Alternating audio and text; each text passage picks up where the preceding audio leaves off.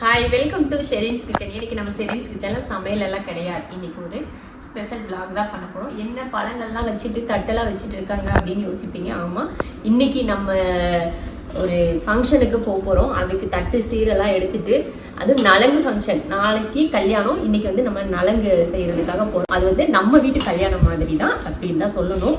அந்த மாதிரி ஒரு அருமையான ஒரு ஃபங்க்ஷனுக்கு நம்ம வந்து கிளம்புறோம்.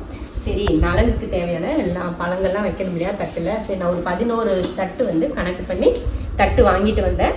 அதில் தான் எல்லா பழங்களும் வந்து தட்டெல்லாம் கழுவி தொடச்சி எடுத்து வச்சாச்சு. இப்போ இதெல்லாம் அரேஞ்ச் பண்ணிவிட்டு நம்ம கொஞ்சம் இதெல்லாம் துணியெல்லாம் வாங்கிட்டு வந்திருக்கேன்.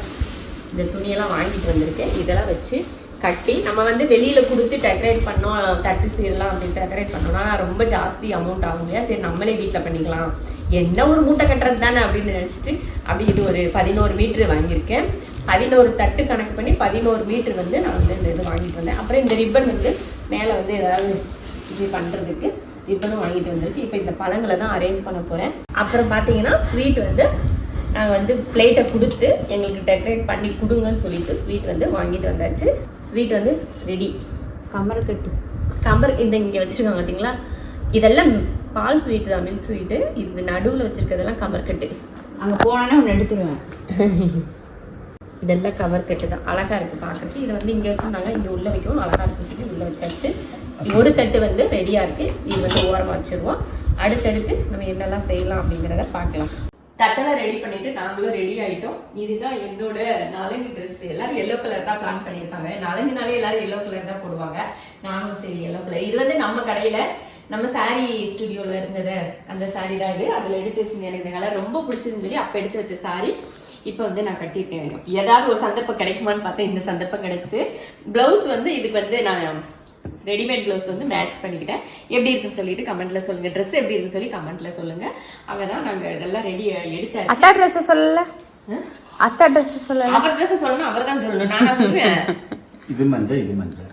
நானும் தான், எல்லாரும் எல்லோ தான் இன்னைக்கு. எல்லாரும் எல்லோ தான். அஸ்மாவும் எல்லோ தான் போட்டிருக்கு. அஸ்மாவும் எல்லோ கலர் தான் போட்டிருக்கு.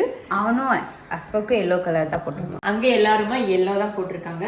பைனாப்பிள் வந்து அந்த மேல இருக்க கொண்டையை உடைக்காமையும் அழகா இருக்குமா நிக்க வச்சு இது வந்து கட்டியாச்சு. தேங்காயும் பாத்தீங்கன்னா அப்படியே அப்படியே கீழே கீழே வைக்காம அப்படியே நிக்க வச்சிருக்கோம். ஸ்ட்ரைட்டா இந்த மாதிரி நிக்க வச்சிருக்கோம். எல்லாமே கொஞ்சம் ஆரஞ்சு பாக்குறதுக்கு அழகா இருக்கு. ஆரஞ்சு தான் எனக்கு இதுல பாக்குறதுக்கு ரொம்ப அழகா தெரிஞ்சுது. ஏன்னா அதோட கலர் அந்த மாதிரி அழகா இருக்குல்ல கலரு, அதனால ரொம்ப நல்லா இருக்கு. எல்லாமே நல்லா இருக்கு, ஒன்றும் பிரச்சனை இல்லை. ஆனா இது வந்து கொஞ்சம் கலர்ஃபுல்லா இருக்கிறதுனால நமக்கு வந்து இதுதான் ரொம்ப அழகா இருக்கும் அப்படின்னு வந்து நமக்கு தோணுது. எதுவுமே பிரைட்டா இருந்தாதான் அழகு அப்படின்னு தோணும் இல்லையா. அந்த மாதிரி 11 தட்டு வச்சிருக்கேன். என்ன நான் கேக் சொல்றேன், நானே சொல்றேன். தேங்காய், வாழைப்பழம், அப்புறமா ஆரஞ்சு, ஆப்பிள், சாத்துக்குடி, திராட்சை, பைனாப்பிள், ஸ்வீட்டு, ஒரு காரம், அப்புறம் ஒரு ட்ரெஸ்ஸு, இதெல்லாம் வச்சு ஒரு தட்டு. வெத்தலை வந்து அந்த ட்ரெஸ்ஸுக்குள்ளேயே வச்சுட்டேன்.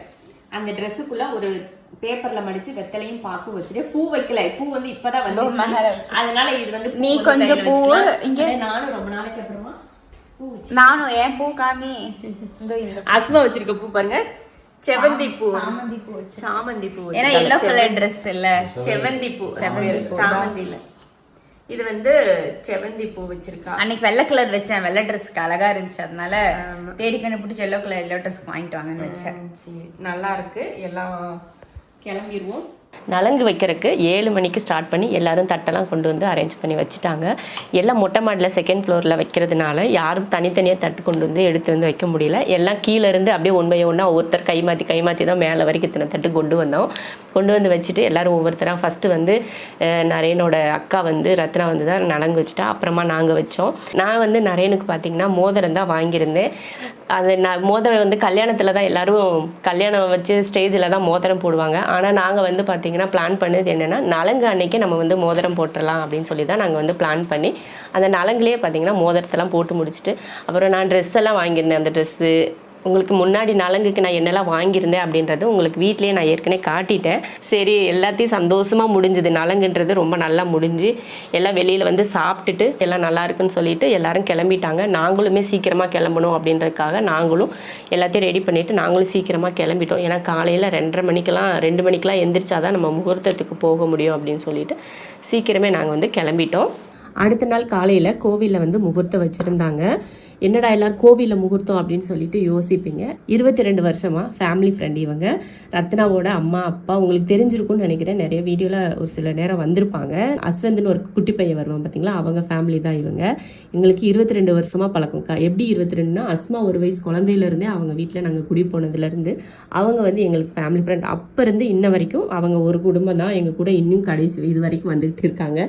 எல்லா சூழ்நிலையிலும் எந்த விசேஷமாக இருந்தாலும் சரி நாங்களும் போவோம், அவங்களும் நம்ம வீட்டுக்கு எல்லா விசேஷத்துக்கும் ஃபேமிலியாக வருவாங்க. நாங்களும் அதே போல் எல்லா விசேஷத்துக்கும் நாங்களும் ஃபேமிலியாக போவோம். விசேஷம் மட்டும் இல்லை, எந்த ஒரு நல்லது கெட்டதாக இருந்தாலும் எல்லோரும் ஒன்றா ஃபேமிலியாக கலந்துப்போம்.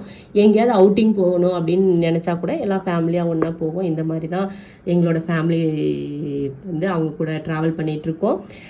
ஏன்னா அவங்க வீட்டில் எந்த விசேஷம் இருந்தாலும் நம்ம வீட்டு விசேஷம் மாதிரி நம்ம போய் முன்னாடி நிற்போம். நம்ம வீட்டில் ஏதாவது ஒரு விசேஷம் நடந்தால் அவங்க வீட்டு விசேஷம் மாதிரி வந்து முன்னாடி நிற்போம். அந்த வகையில் நம்மளும் அவங்க வீட்டு விசேஷத்தில் போய் நிற்கணும் இல்லையா. கல்யாணம் வந்து நம்ம வீட்டு கல்யாணமாக நம்ம பார்த்து எல்லாம் செய்யணும்னு ஆசைப்பட்டு அதான் எல்லாமே நம்ம செஞ்சோம்.